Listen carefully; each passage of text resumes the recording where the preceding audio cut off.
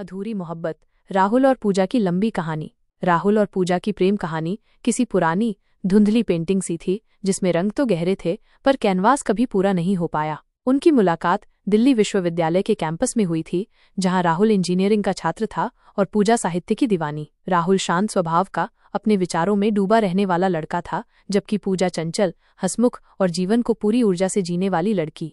शुरुआत दोस्ती से हुई। घंटों कैंटीन में बैठकर बातें करना, क्लास बंक करके इंडिया गेट पर घूमना, देर रात तक फोन पर कविताओं और सपनों का आदान प्रदान करना, ये सब उनके दिनचर्या का हिस्सा बन गया था। राहुल को पूजा की बातों में एक अजीब सा सुकून मिलता था और पूजा राहुल की गंभीरता में एक गहरा ठहराव पाती थी। जल्द ही यह दोस्ती प्रेम में बदल गई, एक ऐसा प्रेम जो बिना बोले बिना जताए दोनों के दिलों में अपनी जगह बना चुका था।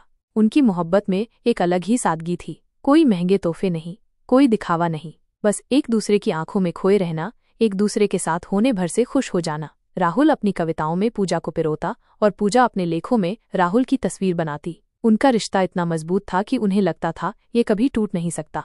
लेकिन जैसे हर खूबसूरत कहानी में एक मोड़ आता है, वैसे ही उनकी कहानी में भी आया। राहुल के पिता का देहांत हो गया और उसे पढ़ाई बीच में छोड़कर अपने परिवार की जिम्मेदारियां उठानी पड़ी। घर की आर्थिक स्थिति ठीक नहीं थी और राहुल पर अचानक सब कुछ संभालने का बोझ आ गया। उसे दिल्ली छोड़कर अपने छोटे शहर लौटना पड़ा, जहां उसे एक मामूली नौकरी मिली। पूजा ने उसे रोका नहीं। वो जानती थी कि राहुल के लिए उसका परिवार सबसे ऊपर था। दोनों ने वादा किया कि वे दूर रहकर भी एक दूसरे का साथ देंगे। शुरुआती महीनों में उनके बीच फोन पर घंटों बातें होती थीं। वीडियो कॉल पर वे एक दूसरे को देखकर अपनी अधूरी बातों को पूरा करते थे। लेकिन दूरियां अपना असर दिखाती हैं। राहुल दिन रात काम में जुटा रहता था और पूजा अपनी पढ़ाई में व्यस्त हो गई थी। उनके बीच की बातचीत धीरे धीरे कम होती चली गई।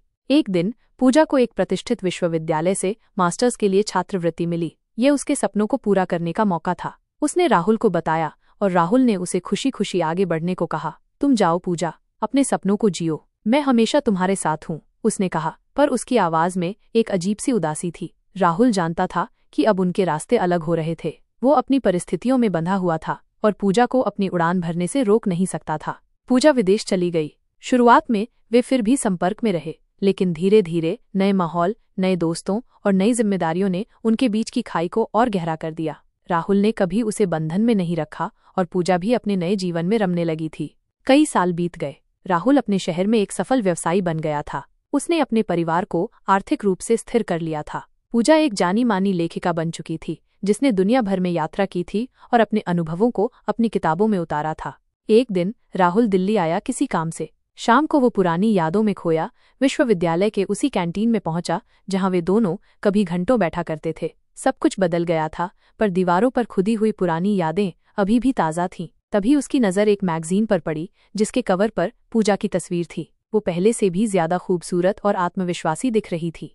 राहुल ने मैगजीन उठाई और उसे पलटने लगा। अंदर एक साक्षात्कार था जिसमें पूजा अपने जीवन, अपने संघर्षों और अपनी सफलता के बारे में बात कर रही थी। उसने बताया कि कैसे एक अधूरे प्रेम ने उसे जीवन में आगे बढ़ने की प्रेरणा दी। उसने राहुल का नाम नहीं लिया, पर राहुल जानता था कि वो उसी के बारे में बात कर रही थी। उसकी आंखों में नमी आ गई। उन्हें कभी एक दूसरे से नफरत नहीं हुई थी, कोई शिकायत नहीं थी, बस समय और परिस्थितियों ने उन्हें अलग कर दिया था। उनका प्यार अधूरा ही रह गया था, पर वो अधूरापन ही उनके जीवन की सबसे बड़ी प्रेरणा बन गया था।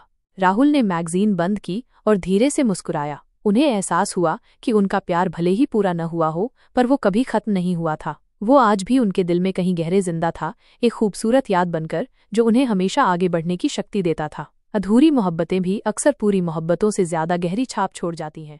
क्या आप?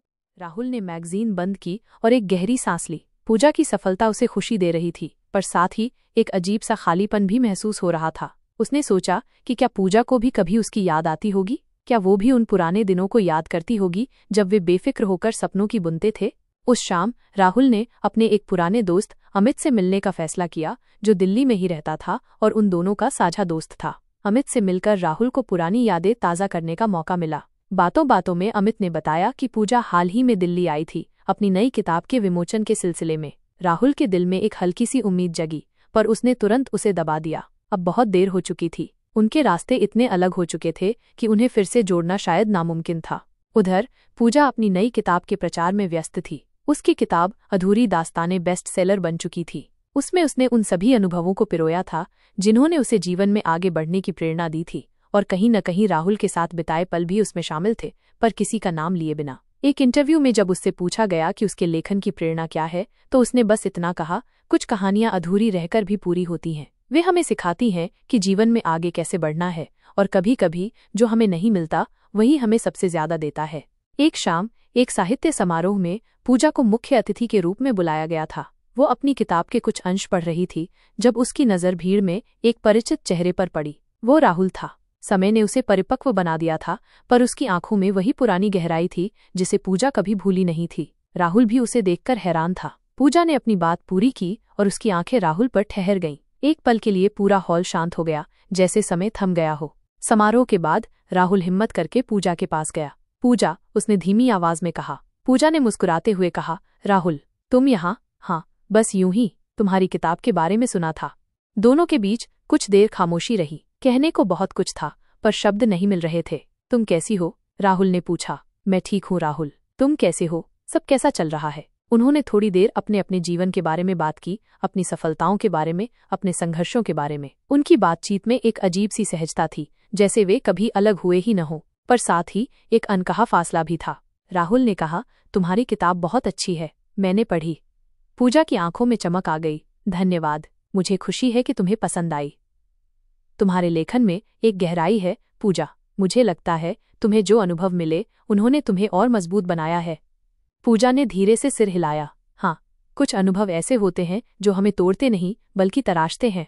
वे दोनों जानते थे कि ये मुलाकात सिर्फ एक अतीत की झलक थी। अब उनके जीवन की दिशाएं पूरी तरह बदल चुकी थीं। कोई शिकायत नहीं थी, कोई पछतावा नहीं था, बस एक गहरी समझ थी कि कुछ रिश्ते किस्मत में पूरे नहीं होते, पर उनका असर जीवन भर रहता है। राहुल ने पूजा को विदा किया और वापस अपने शहर लौट आया। इस मुलाकात ने उसे एक नई शांति दी थी। उसने देखा कि पूजा खुश थी, सफल थी और अपने जीवन में संतुष्ट थी, और यही उसके लिए सबसे बड़ी बात थी। उनका अधूरा प्यार अब एक खूबसूरत याद बन चुका था, एक ऐसी याद जो उन्हें हमेशा ये एहसास दिलाती थी कि जीवन में कुछ चीजें भले ही पूरी न हो, पर वे हमें सबसे ज्यादा सिखाती हैं और हमें आगे बढ़ने की शक्ति देती हैं। राहुल और पूजा की कहानी यहीं खत्म नहीं हुई थी, बल्कि ये उनके जीवन के अलग अलग अध्यायों में एक प्रेरणा बनकर हमेशा चलती रही। एक ऐसी प्रेरणा जो उन्हें सिखाती थी कि प्रेम का अर्थ सिर्फ साथ रहना नहीं होता, बल्कि एक दूसरे के सपनों का सम्मान करना और दूर रहकर भी एक दूसरे की खुशी में खुश होना होता है। उनकी अधूरी